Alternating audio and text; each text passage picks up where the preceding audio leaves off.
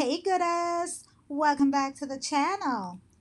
Is Taylor Swift paying her rabid fans to dox viewers and critics of her insufferable albums? Pace magazine just bravely published a 3.6 out of 10 review of Taylor Swift's latest album and decided not to name the name of the critic out of fear for their safety? What in the Trump slash Taylor Swift unhinged fan base is this? But before I get into it, please like, follow, and hit the bell icon so you never miss new updates from this channel. Let's get the conversation started. Sylvia Plath did not stick her head in an oven for this shit. When Taylor Swift took the Grammy stage last month to claim her award for Best Pop Vocal Album for Midnight, she saw that spotlight as an opportunity to announce her 11th studio album, The Tortured Poet Department. The follow up cut to the audience members, Swift music industry peers, mind you, told us all that we would ever need to know, and the collective disinterest across the crowd echoed through our TV. Folks from all walks of life took to social media to express a multitude of reactions.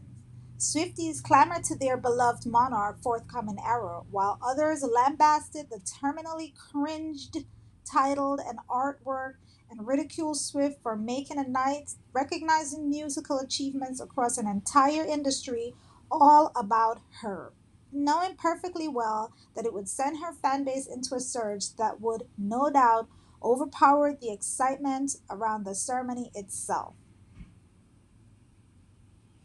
So, yes, I saw that and I remember when she did that and I thought, "Oh my god, why is she so immature?" It was just the overacting and just it was just so cringy to watch. But that's her, cringy and immature.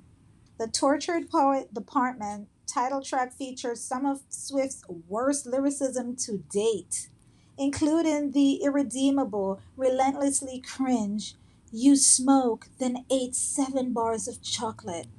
We declare Charlie Puth should be a bigger artist. I scratch your head. You fall asleep like a tattooed golden retriever." What the hell? I scratch your head, you fall asleep like a tattooed golden retriever. Lines gazed atop some synthesizer and drums that just ring in as hollow, unfascinating costuming. Aside from the Charlie Booth nod, which I can only discern as a joke, given the fact that he's one of the 150 most streamed artists in the world and is one of the blandest pop practitioner alive. Damn. I don't care if he can figure out the pitch of any sound you throw at him. I think Antonov should stick to guitar playing. Get that man away from the keyboard, I beg you. Yeah, they are not playing with this album. Oh my god. The Tortured Poet Department does bring with a shred of hope that just maybe Swift knew what she was talking about as she sneak in a cheeky all of this to say textbook transitional phrasing for poets and opening track Fortnite, but Fortnite unmasked itself quickly as a heady vat of pop nothingness. Though it still isn't all Swift's fault. I was a functioning alcoholic till nobody noticed my new aesthetic, she muses, attempting to bridge the gap between a behind the scene life and an onstage performance, only for it to occur while propped up against the most dog water, uninspiring synth arrangement you could possibly imagine. Between producer Jack Antonoff's atrocious backing instrumental and the Y2K era teen dramedy echo chamber of vocal harmony provided by an out of touch guest performer Post Malone, Fortnite chokes on the vomit of its own opaqueness. Ouch. I took the miracle move on drug. The effects were temporarily, Swift muses, and it sounds like satire. This is your songwriter of the century? Open the school. Ouch. Child Taylor, I think people just getting real tired of you out here, girl.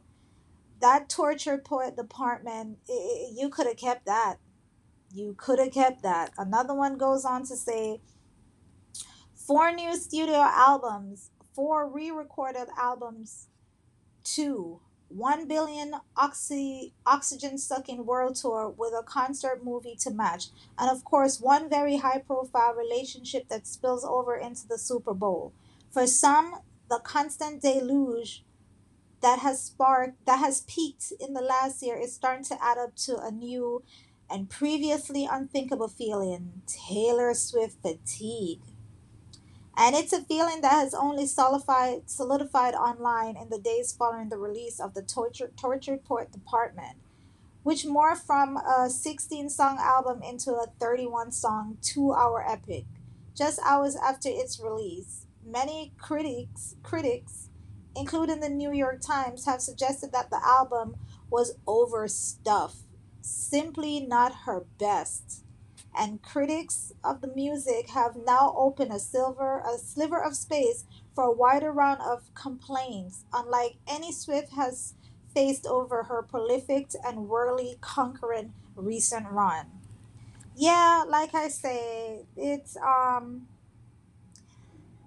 not good. And what's crazy is that you can't even these people are scared to put their name on their honest review that it sucks. It just sucks, Taylor. It sucks. And I don't know what kind of crazy fan base you have, or are you paying these people? Because everybody know you dole out these lavish gifts. So are you buying a fan base? Because loyalty don't run like that, where you can't be honest and say, yeah, I like this song, or I like this album, I prefer this album, or this album just didn't do it for me. But for nobody to be able to give their honest opinion, girl, bye. Miss me with that. You are definitely paying people for this, because this sounds like a heap of nonsense, a bunch of mumble jumble words you strang together, Taylor, and call it a tortured. It's tortured, all right, for us that have to listen to it. It's torture. Someone else wrote, it's almost like if you produced too much too fast in a brazen attempt to completely saturate and dominate a market rather than having something important or even halfway interesting to say. Ouch. The Art Surfers, Chris Murphy, a staff writer at Vanity. Well, okay, finally somebody put their name on something. And then woman doing her best to like new Taylor Swift album. Least her face, at least she faced the consequences. Exactly. It's just so sad that you can't say that it sucked. Well, I'm here to say it sucked. Oversaturated, overhyped. I honestly really did not see what all this hype over Taylor Swift is. I don't get it. But like they said, her fan base, they're infantile like her because that's what she feed them. So I guess like-minded people come together. She's not very mature, and her songs doesn't ring mature, and she's a bully. Like, how the fuck this bitch? Why would any man want to date her? That's my question. Why would any man in his right mind would want to date this childish woman that turn around and bully the hell out of them and then turn her fan base on them? So, Travis, you must be getting paid a handsome price for this nonsense, because it doesn't make sense. Why would you put yourself with someone like that when her fan base turn on you at the hint of you being fed up with her? Child, that's white wine news. It's not, oof, that's just, yeah. Anyhow, I'm done with this. It's just an observation that that's stupid that you can't give your honest review. You have to hide your name just to say that she sucks. She sucks. And she's immature. And so is her fan base. But anywho, leave your comment below. Don't forget to hit the bell icon. Thanks for watching, and I'll talk to you all later. Bye.